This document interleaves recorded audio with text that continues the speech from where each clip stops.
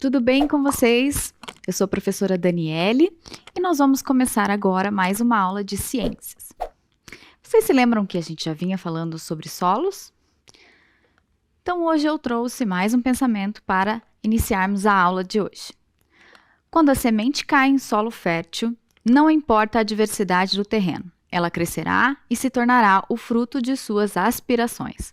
Então, esse é um pensamento que a gente pode levar para a vida, para alguns momentos em que a gente pensa que nada está propício, mas se há muita força de vontade, muitas vezes a gente consegue mudar a realidade, né? Então vamos continuar. Então lembrando que nós já vimos a respeito dos solos. O solo, então, é formado por uma série de fatores. Ele tem ali uma rocha-mãe, então ele vai surgir de uma rocha-mãe, uma rocha matriz, e acima vai surgir fragmentos, sedimentos e com a ação do intemperismo, lembram do intemperismo? É a ação dos ventos, da chuva, da matéria orgânica, é que ele vai se formando para chegar no que nós temos como solo. Então, lembrando os tipos de solo. Nós temos alguns principais tipos, mas isso não quer dizer que isso seja somente esses solos que existem. Então, dentro desses tipos de solos, existem outras diversidades, outras características, geralmente relacionado à região, ao país, ao clima, à temperatura. Então, os solos, os principais. O solo árido, lembram lá, então? O solo com maior quantidade de areia, com pouca permeabilidade. O solo argiloso, o solo árido com mais permeabilidade, o argiloso com menos. Então, lembrando os tipos de solo. O solo árido, os principais tipos de solo, né? O solo árido vai ter uma maior presença de areia e maior permeabilidade, ele não segura a água passa com maior facilidade. O solo argiloso, ele já segura um pouquinho mais a água. O solo orgânico ou humoso, a gente pode chamar também, que ele é mais rico em matéria orgânica. E o solo de calcário, o solo que terá um pouquinho mais de sedimentos, de pedaços de calcário. Existem só esses tipos de solo? Não. Então, há dentro desses tipos diversas características e outros solos que vão modificar conforme a região. Então, dessas variações é o massapê. Então, já são nomes populares dos solos brasileiros. O massapê é um tipo de solo encontrado na região leste e nordeste brasileiro. É muito apropriado para a agricultura. Então, ele já tem um pouquinho mais de matéria orgânica, ele retém mais água, então, por isso ele é mais propício para a agricultura. Temos também a terra roxa. A terra roxa é um solo extremamente fértil. Possui uma coloração avermelhada mais escura, então vai mais para o roxo, e é encontrado especialmente na região sul, oeste de São Paulo, Mato Grosso do Sul, sul de Minas Gerais e Goiás. A terra roxa é resultado da decomposição de rochas e basalto, que tem origem vulcânica. Isso prova que em um passado remoto já houve derramamento de lavas nas áreas citadas. Então, como eu disse, o solo vai surgir ali de uma rocha-mãe, de uma rocha matriz. E o tipo de rocha dessa região era rocha vulcânica, ou seja, lava que se transformou em rocha, tá? Então, essa é a base da terra roxa. E nem sempre ela já tem uma grande profundidade, então ela também precisa ali de manutenção, de mexer nessa terra para torná-la mais propícia para a agricultura. E um outro tipo de terra bem comum no Brasil também é o salmourão. O salmourão pertence à ordem dos planossolos. Este é um resultado de decomposição de rochas gnáceas e também de granitos. Então, são outros tipos de rochas que originaram este solo, onde existe o acúmulo de argila e, consequentemente, possui baixa permeabilidade. Em superfície, o solo apresenta uma textura arenosa, mas quando vai aprofundado na superfície, a argila começa a ser predominante. Quando está seco, o solo salmourão é extremamente duro e sua permeabilidade é baixíssima. E como consequência disso, o ferro condicionado a passar por ciclos de oxidação e redução. Ele possui coloração acinzentada e amarronzada. Então, esse já é um tipo de solo que vai ter uma presença maior de ferro. Então, ele já não é fértil, ele não vai ser propício. Se ele está seco, é muito duro, muito difícil de cultivar algo ali. Então, precisa de muito adubo, de muito investimento para torná-lo fértil, possível de plantação. Então, vamos iniciar já com uma atividade. Vou pedir para que vocês peguem o material, anotem lá ciências e a data de hoje e vamos repensar sobre esses tipos de solo.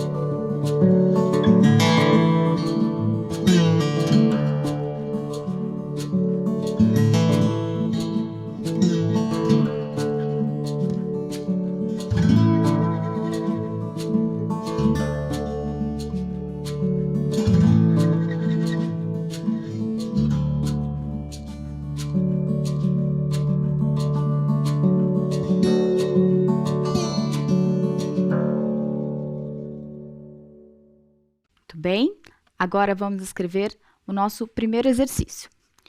Observando as imagens e descrições, identifique os tipos de solo. Então, a gente acabou de ver sobre esses tipos mais comuns no nosso território brasileiro.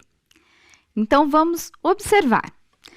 A primeira imagem, eu estou falando de um solo que é uma terra pegajosa, úmida e dura e de baixa permeabilidade. Na segunda imagem, é um tipo de solo não fértil e possui um grau elevado de acidez. No terceiro, é um solo de origem basáltica ou vulcânica. É muito fértil e desenvolvido. Então, há 3 opções. A gente está falando de um solo ou de terra roxa, ou de massapê, ou de salmourão. Pensem lá e a gente já volta.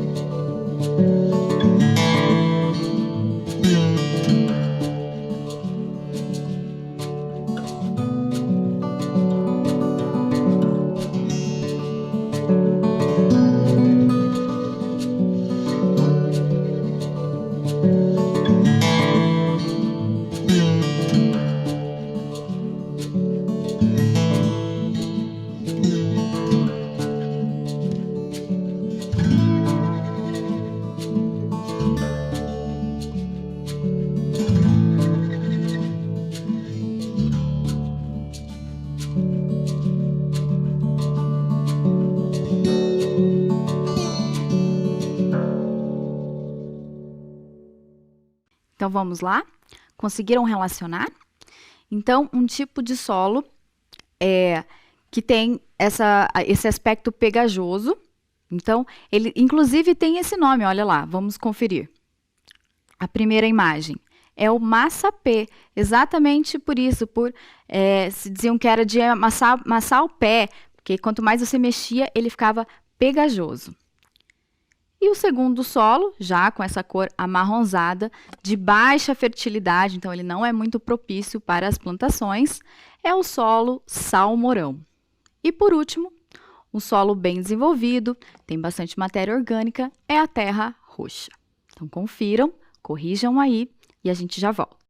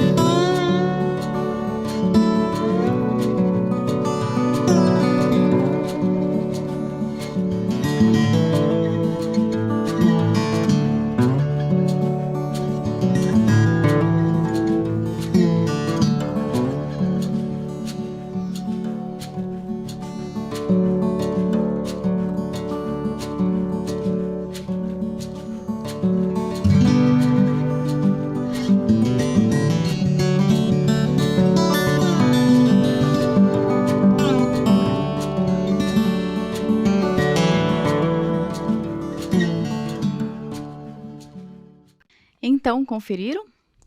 Então, dando continuidade, apenas para a gente ter um pouquinho mais de conhecimento técnico, todas essas diversificações, essas especificações são estudadas e divididas além dos horizontes que nós vimos lá, as camadas na profundidade do solo, no tipo de solo. Então, aqui tem mais algumas especificações que os estudiosos, cientistas, dividiram para melhor identificar os solos. E o uso desses solos, né? Então, neossolos seriam os solos jovens, aquele solo que tem uma camada bem fina, de camada orgânica lá, que como a gente já havia falado, mesmo assim, levou ali em torno de 10 a 12 mil anos para se formar, mas é considerado um solo jovem. O cambissolo já tem esse nome porque esse cambi é do latim, de trocar, um solo que muda. Então, é um solo que é indicado que ele já é mais desenvolvido do que o neossolo. Então, ele não é tão novo, ele já está num processo de transição, mas ele ainda não é considerado um solo maduro. O latossolos já é um solo velho, muito alterado em relação à sua origem. Então, em relação à rocha-mãe, ele já passou por vários processos. Então, esse nome também é do latim late, que é um material muito alterado. O argissolos, que é o solo com acumulação de argila no horizonte B, também do latim argila.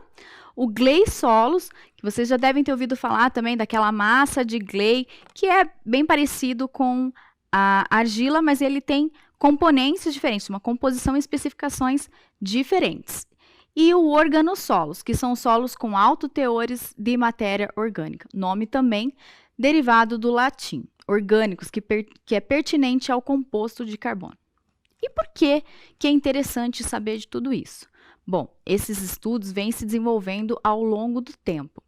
E, como a gente já vem comentando também, o solo é a nossa base da vida, né? Então, a gente precisa dele para se alimentar, para produzir, para viver, para construir.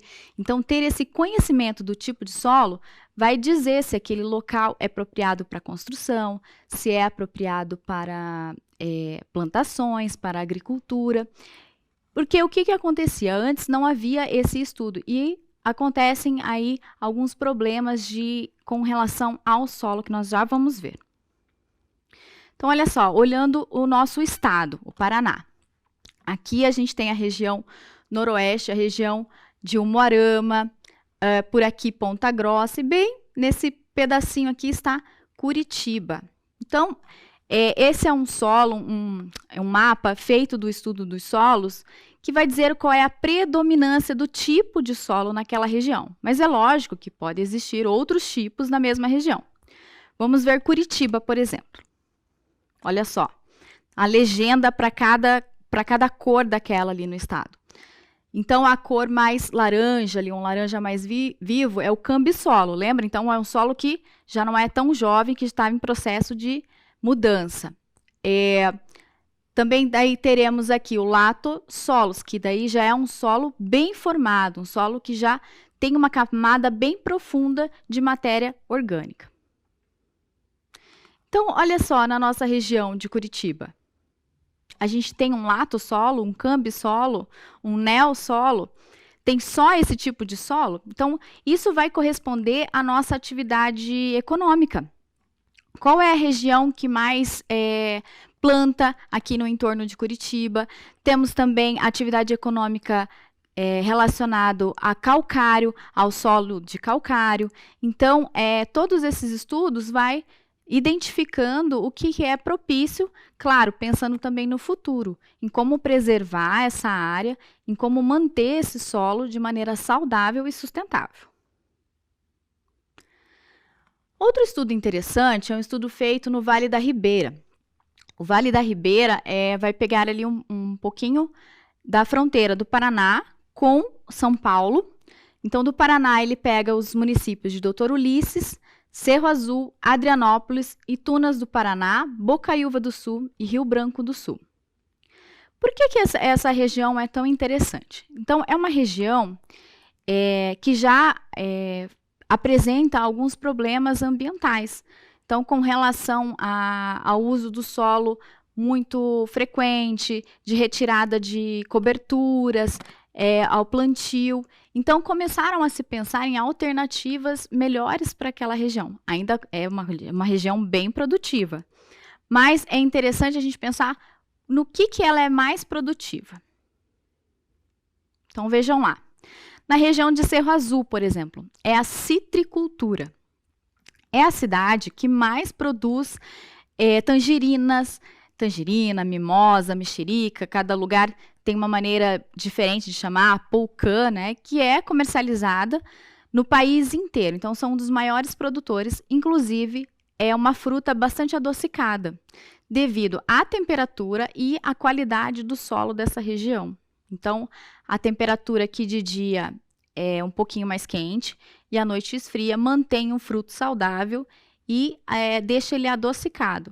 Então, vejam que interessante como esses estudos complementam a agricultura e a economia do país.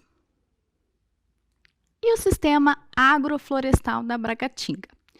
Então, o sistema agroflorestal já vem sendo implantado há um bom tempo, mas ainda tem um caminhar para melhorar a qualidade e a saúde dos solos nessa recuperação. Então, locais em que a Bracatinga era só plantada e usada para corte, para madeireira, para móveis, hoje ela já é utilizada para preservar. Então, ela é uma mata nativa da mata de araucária e ela é uma forrageira, então ela protege o solo e ela hoje tem dado uma outra cara para a economia do local. Então, já tem algumas cidades do Paraná, de Santa Catarina, do Rio Grande do Sul, que hoje trabalham com o mel, o melato que vem da Bracatinga. É isso mesmo, a abelha não produz o mel somente das flores. Em determinadas épocas do ano, e nem sempre todo ano, então por isso é um pouco raro, as abelhas procuram a abracatinga para produzir um novo tipo de mel. Isso acontece por causa de um outro organismo, as conchinilhas, vocês já devem ter ouvido falar. É um bichinho bem pequenininho e ela vai puxando a seiva da árvore e vai produzindo ali um melado. E isso atrai as abelhas que vão lá retirar esse material e produzir um outro tipo de mel. Um mel escuro, um mel diferente, dizem que é menos adocicado. E já tem até estudos dizendo que ele tem mais propriedades medicinais do que o mel floral. Então, acabou sendo aí uma descoberta, uma matéria-prima que está sendo bem vista lá fora. Os alemães, principalmente, são os maiores consumidores desse tipo de mel. Então, vejam, uma economia sustentável que vem se adaptando às necessidades aí da natureza. Só tem que esperar a época certa da abracatinga. Então, não precisa só cortar para plantar, devastar, né, a natureza, se a gente pode também ter esse tipo de sistema, a agrofloresta. Então, quais os problemas que podem surgir do solo? Se não houver essa preocupação com a qualidade, com o tipo de solo, com o uso adequado. Então, nós vimos lá que alguns solos são mais arenosos e eles vão permitir a entrada de água com facilidade. Isso pode causar a erosão. Então, principalmente se esse solo é coberto por uma fachada de asfalto, de construção, ele não tem mais como manter a umidade e se tornar um organismo ali, ter vida orgânica. Então, ele pode sim sofrer a erosão. Então, a erosão vai causar lá um deslizamento, um desmoronamento de terra, e quando isso é feito na cidade, é um problemão. Então, a importância é de se conhecer um pouquinho mais sobre os solos. Um outro efeito é a erosão hídrica. A erosão hídrica vai sendo causada pela força da água. E aí, ela também pode se tornar um problema.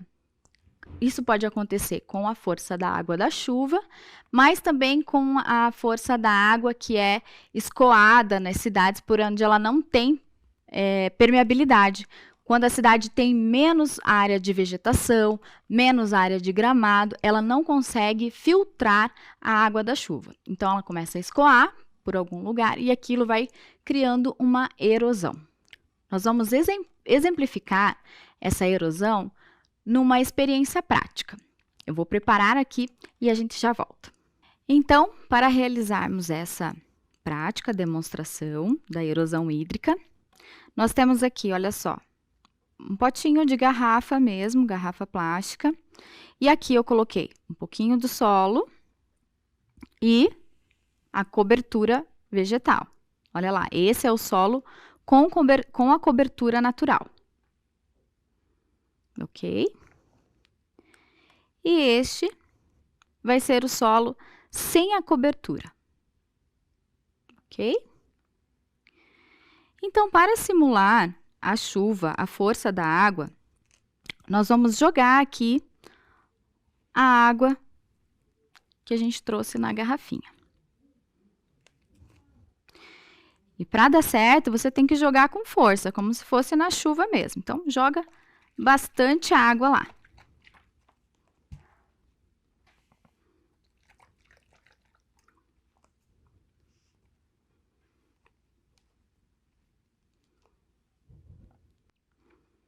Agora aqui, no solo sem cobertura.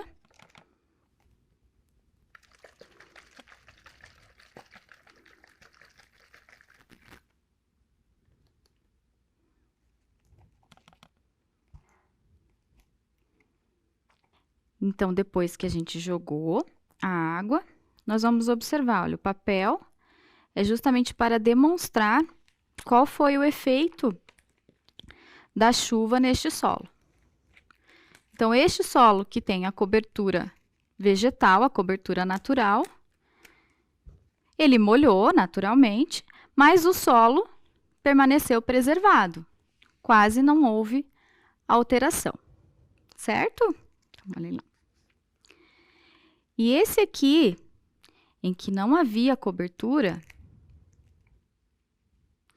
a gente já pode perceber a alteração. O volume, claro que aqui simbolizando uma grande chuva, mas na verdade, na realidade acontece em bem maior quantidade. Então aqui ele já foi todo, já movimentou, já retirou os nutrientes, a camada protetora que ele teria ali para continuar mantendo a saúde do solo, tá certo? Então dá para ver bem. Esse é um experimento bem facinho, vocês podem fazer em casa, com filhos, sobrinhos, netos.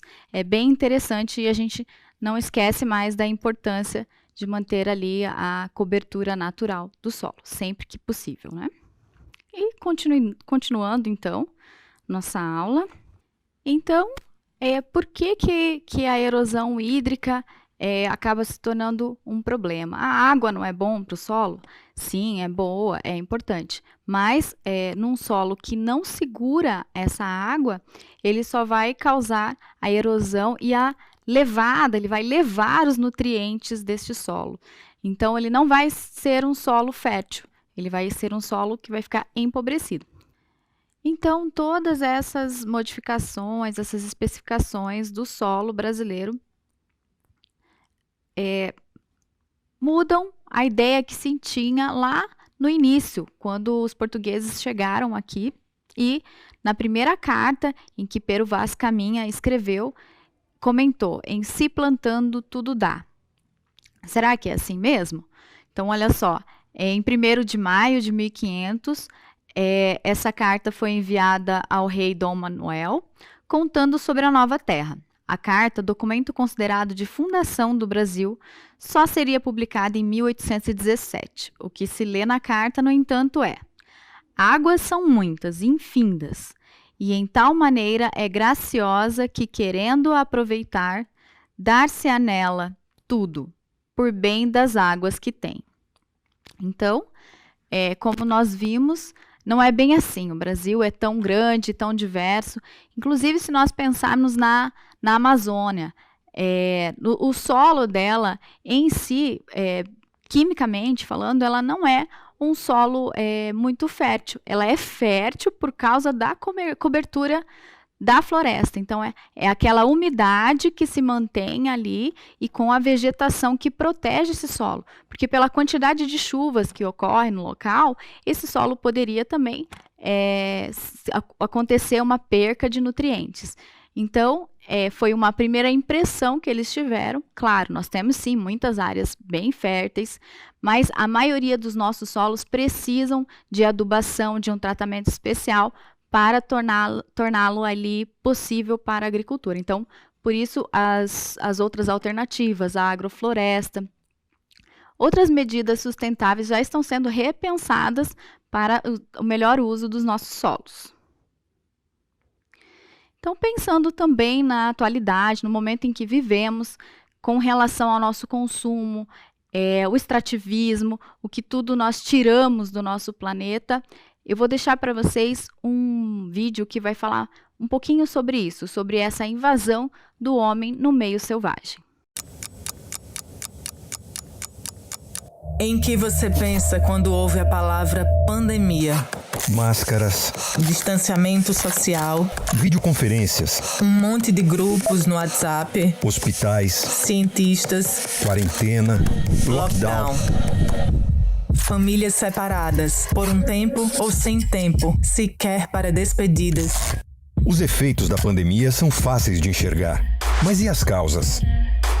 Não, eles não. As verdadeiras causas e motivações. Você pensa nas nossas responsabilidades, na nossa relação com o meio ambiente? Desmatamento, Superexploração, abertura de terras para agricultura e pecuária, superprodução, consumo excessivo. consumo ilegal.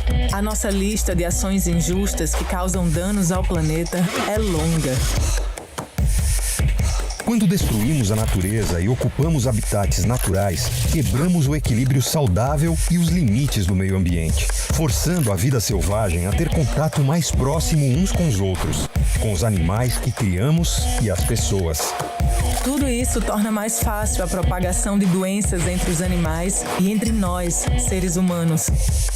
Ainda não sabemos quando e como superaremos a Covid-19, mas uma coisa nós já sabemos: o risco de futuras pandemias só aumentará a menos que consertemos nosso relacionamento abusivo com a natureza. Nossa saúde depende da saúde do planeta. Então, para onde vamos a partir daqui? A pandemia nos mostrou que somos capazes de fazer mudanças necessárias e nos adaptar. Tivemos que adotar o distanciamento físico.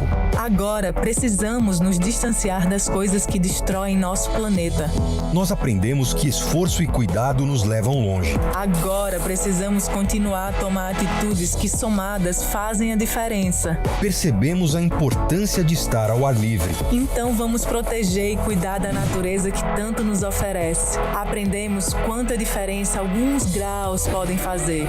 Agora, vamos enfrentar a emergência climática e manter a temperatura do nosso planeta sob controle. Se nós podemos nos adaptar a novas formas de trabalho, também podemos encontrar novas formas de viver que colocam as pessoas e o planeta em primeiro lugar. Nós podemos trabalhar juntos, rumo a um objetivo comum. Agora, vamos fazer com que esse objetivo seja a proteção da nossa terra.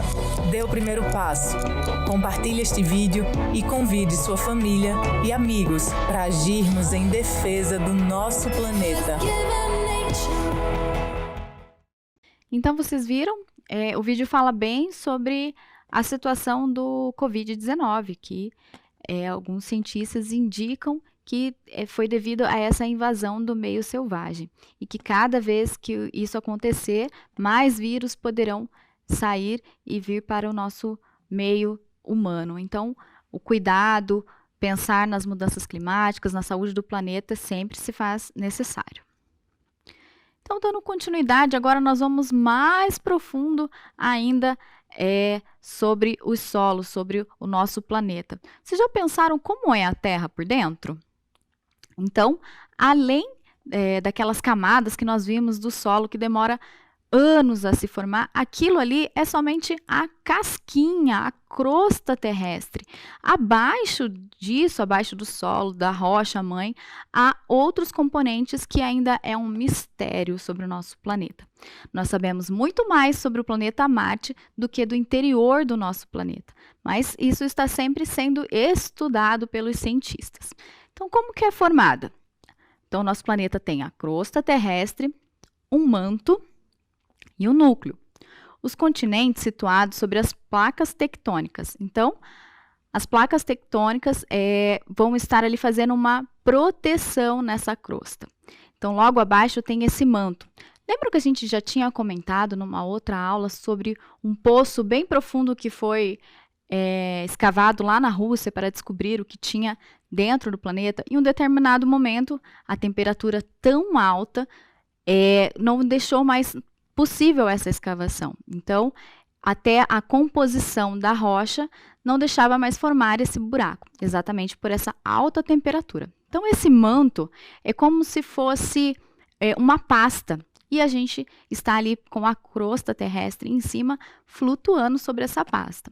Alguns cientistas também acreditam que esse núcleo, a base bem quente do nosso planeta, está sempre girando. Isso ainda não foi comprovado, mas é uma hipótese. Então, vejam lá, num modelo de movimento, o planeta como se estivesse cortado. Nossa crosta, o manto e o núcleo. Essa é uma estimativa da profundidade dessas camadas, né? Mas, como eu disse, não foi possível ainda enviar equipamento, perfurar até lá. Então, ainda são estudos e hipóteses dos cientistas.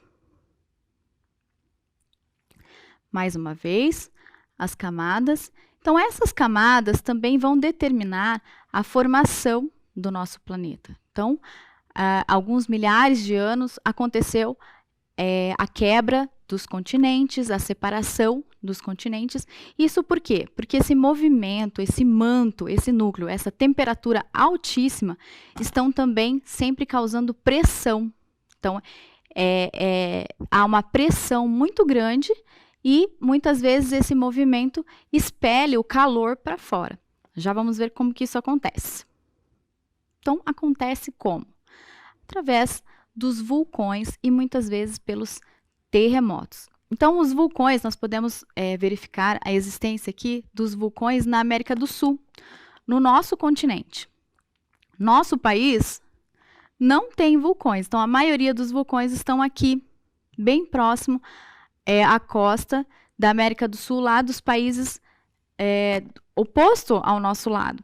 Então, são países também que estão em uma faixa em que se acaba a placa tectônica. Nosso país não tem vulcão, quase não tem terremoto, nós já sentimos alguns tremores, mas ele é considerado um país sem terremotos, porque nós estamos numa parte fixa, numa parte sem rachaduras das placas tectônicas.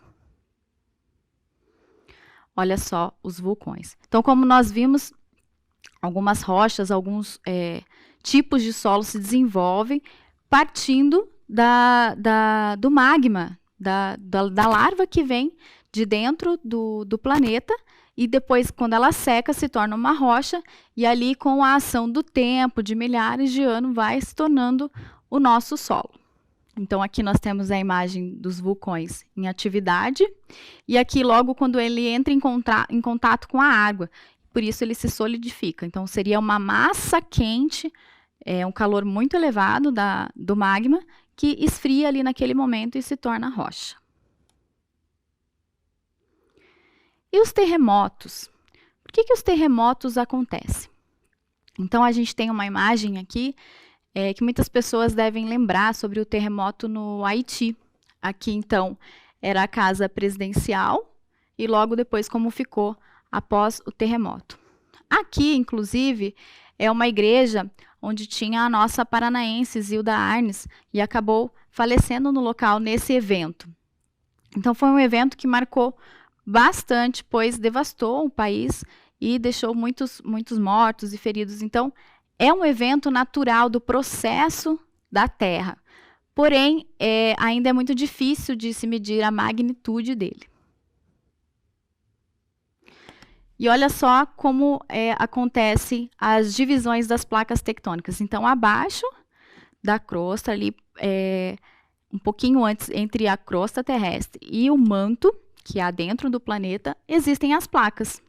E onde há divisão, é onde ocorrem os terremotos e o surgimento dos vulcões. Por quê? Porque essas placas, elas podem se confrontar, se bater nesses movimentos, ou também pode uma empurrar para embaixo da outra. Então, por isso também surgiram as montanhas e todo o desenvolvimento do planeta. Olha só, o nosso país não está próximo a nenhuma dessas rachaduras da placa. Já aqui, onde já ocorreu no Chile, por exemplo, terremotos, já é bem a divisão de uma placa tectônica. Temos aqui também, olha, essa parte da placa arábica. E aqui próximo à placa das Filipinas, a gente pode identificar os países que mais ocorreram situações de terremotos, como o Japão. Então, como que acontece o terremoto? Nesse movimento da Terra, as placas se encontram e o epicentro vai ser o primeiro ponto que vai atingir a crosta terrestre. O primeiro ponto que vai emanar, que vai repetir esse movimento, esse tremor. Claro, imaginem, com muito calor, com muita pressão, esse tremor tem uma força gigante. E ele vai se reproduzindo. Então, essas camadas conforme vai chegando esse tremor. Então, no mar, ele vai causar as grandes ondas, os maremotos. Na Terra, os terremotos. Ocorrem terremotos no Brasil? Como eu disse, quase não ocorrem, né? Nós já sentimos no Brasil alguns tremores, sim. principalmente ali entre Goiás e Tocantins, porque há uma faixa ali que recebe a repetição desses tremores que vem lá do oceano. Então, ele já chega aqui, quanto mais distante, ele vai diminuindo a sua força. Então, ele já chega aqui bem fraco, já com essa força bem menor, mas já foi sentido sim, e ainda tem muito mistério sobre isso. Os pesquisadores ainda não encontraram uma explicação exatamente porque ali é que se refletiu esses tremores, mas as pesquisas e os estudos estão sempre buscando as respostas. Uma maneira de medir o impacto desses terremotos é a escala Richter. Então, aqui nós temos a marca dos terremotos conforme o seu impacto, conforme essa força. Então, o terremoto no Japão de 2011 atingiu a escala 9. Então, quanto maior, mais forte ele é. Um terremoto muito forte que aconteceu na Valdívia em 1960 foi o maior registrado. Ele atingiu 9,5, ali, quase 9,6. Ok? No Chile, em 2010, ele atingiu 8, quase 0,8. Então, em cada local, eles padronizam essa medição para ter uma ideia da força do terremoto. Então, pensando em todos esses impactos, em todas essas informações que a gente busca a respeito do nosso planeta, uma maneira da gente pensar no futuro e mudar as nossas atitudes, tentar prevenir, tentar diminuir as intervenções da natureza, né, diminuir os problemas da natureza, do meio ambiente, é pensar na nossa pegada ecológica. Então, tudo que você faz deixa uma marca no planeta. Você sabe o que é pegada ecológica? É o quanto você usa dos recursos do planeta para levar a sua vida, para viver. Vocês já pensaram sobre isso? O que você usa de água, o que você usa de energia, tudo isso diz sobre os seus hábitos e como você está se relacionando com os recursos do planeta. Olha só, então esse é um cálculo do seu estilo de vida com o que o meio ambiente tem a oferecer. Quais são as partes, quais são os segmentos que ele vai calcular? Como que é a tua alimentação, a tua moradia, os seus bens de consumo, os serviços que você utiliza, se você utiliza tabaco e o transporte. Então, a maneira como você vive. Vocês já pensaram quanto combustível fóssil você está emitindo no planeta? Quanto você usa do seu carro? Quanta água, quanto recurso é utilizado para fazer essa roupa que você compra? Os equipamentos eletrônicos, quantos componentes, quantas rochas, quantas pedras precisam ser retiradas. É mais ou menos nesse sentido que a pegada ecológica raciocina. Então, vocês podem procurar, tem sites também que fazem esse cálculo, e você vai colocar lá, na sua alimentação. A sua alimentação é basicamente de frutas, verduras, você é vegetariano, você consome mais carnes, menos carnes, mais carnes vermelhas, carnes brancas. Ele vai perguntar sobre esses seus hábitos alimentares, fazendo você refletir também sobre o alto consumo de carne vermelha. Então, quanto mais precisa-se de carne vermelha, mais precisa de pasto. Então, mais causa desmatamento.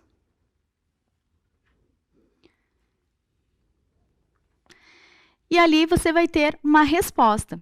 Então, de acordo com as necessidades dessa pessoa aqui, ele calculou a alimentação, moradia, os bens, os serviços, ele vai precisar de 1 planeta, 71. Um planeta só não vai ser suficiente. Será que para você vai ser? Pense sobre os seus hábitos e faça esse cálculo. Veja qual é a sua pegada ecológica e vamos começar a repensar a nossa maneira de viver. Nossa aula já está chegando ao fim. Eu espero vocês na próxima aula, espero que tenham gostado. Investiguem lá sobre a sua pegada ecológica, mande para a gente os resultados e pense. O ideal é que a gente precisasse de menos de um planeta para viver, porque não há outro planeta por enquanto, só há esse aqui. Então, a gente fica por aqui. Até a próxima. Tchau, tchau.